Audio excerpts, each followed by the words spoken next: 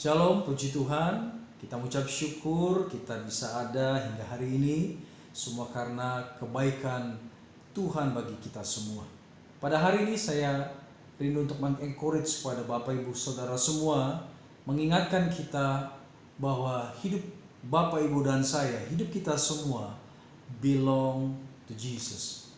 Merupakan milik Tuhan. Mengapa saya katakan hidup kita adalah milik Tuhan? Karena Tuhan satu-satunya yang sudah mati bagi kita, agar kita dilayakkan, diangkat menjadi anak-anak kerajaan surga, menjadi pewaris segala janji-janji Bapa yang disampaikan melalui kuasa Roh Kudus untuk gerejanya.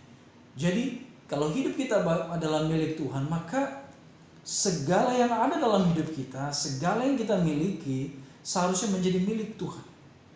Kalau kita menyadari secara utuh, secara mendalam, maka tidak akan ada sedikit pun terbesit untuk kita menyombongkan diri kita atas kekuatan kita, kepandaian kita, kecakapan kita, dan kita mengatakan ini semua karena saya.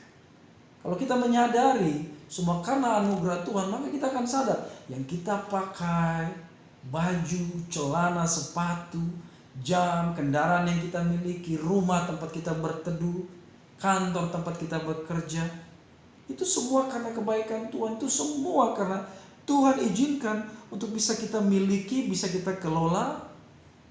Ya saudaraku, itu semua karena Tuhan, semua karena Tuhan, bukan karena kehebatan kita. Jadi dengan mengetahui semua itu, saya mau mengajak Bapak Ibu, terutama bagi kita yang hidup di akhir zaman ini, untuk menggunakan segala yang Tuhan percayakan untuk melayani Tuhan.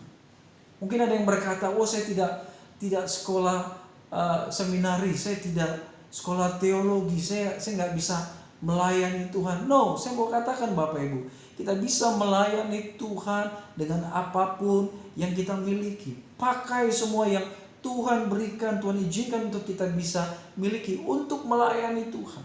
Contoh kecil, pada hari ini saya menggunakan handphone yang Tuhan berikan buat saya ini, saudaraku, untuk membuat sebuah video di mana dengan video ini, dengan kemajuan teknologi zaman sekarang, orang sampai ke pelosok dunia manapun bisa melihat video ini. Katakan amin. Sebelum adanya internet, seorang pendeta berkhotbah, paling yang mendengar jemaat dia yang berada di tempat yang sama di mana dia berkhotbah. Kalau ada jemaatnya 10 orang yang mendengarkan. Kalau ada jemaatnya 50, 100, 50 atau 100 yang mendengarkan. Tetapi kita mengucap syukur berkat kemajuan teknologi saat ini, melalui one single preaching saat seperti ini, satu khotbah, maka bisa mencapai ribuan, puluhan ribu manusia di luar sana, dan mereka diberkati, saudaraku. Jadi mari bersama-sama kita menggunakan apapun yang Tuhan percaya untuk kita miliki untuk memuliakan Tuhan, sehingga melalui kehidupan kita, kesaksian kita, ya mungkin kesaksian pujian, kesaksian di mana kita berjumpa dengan Tuhan, kesaksian di mana iman kita bertumbuh melalui kuasa firman Tuhan, maka orang-orang lain diberkati, orang-orang lain bisa merasakan, oh Tuhan baik luar biasa. Jadi saya mengajak Bapak Ibu, karena di luar sana begitu banyak manusia, bahkan orang Kristen terjebak dengan alat yang canggih ini, saudaraku. Bukannya mereka melayani Tuhan, justru mereka terjebak di dalam dosa. Ya kan? Mereka mengikuti gaya-gaya orang dunia. Mereka hidup di dalam kesibukan. Mereka kemudian mengikuti perkembangan dari teknologi, dan kemudian semuanya itu justru membawa mereka jauh dari Tuhan. Tapi dalam kesempatan ini saya rindu untuk Bapak Ibu menyadari banyak sekali cara, banyak sekali metode untuk kita dapat melayani Tuhan. Karena itu yuk bersama-sama, di akhir zaman kita tidak tahu kapan Tuhan datang. Gunakan waktu ya sebaik-baiknya, saudaraku. Sampaikan kuasa firman Tuhan, sampaikan kesaksian. Jadi mari bersama-sama kita menggunakan segala talenta yang Tuhan berikan, karunia yang Tuhan berikan, anugerah, berkat apapun, sekecil apapun, saudaraku, untuk memuliakan Tuhan, memberkati begitu banyak jiwa di luar sana. Begitu banyak orang saat ini putus asa, ketakutan, bimbang, ragu, dan biarlah mereka mendapatkan kekuatan melalui firman, kesaksian, pujian, doa-doa yang kita sampaikan melalui pelayanan mimbar kita seperti ini. Kalau kita dipercayakan berkhotbah di sebuah mimbar gereja, maka itu akan menjadi mimbar bagi kita untuk menyampaikan firman. Tapi kalau kesempatan seperti ini Tuhan percayakan, maka don't worry.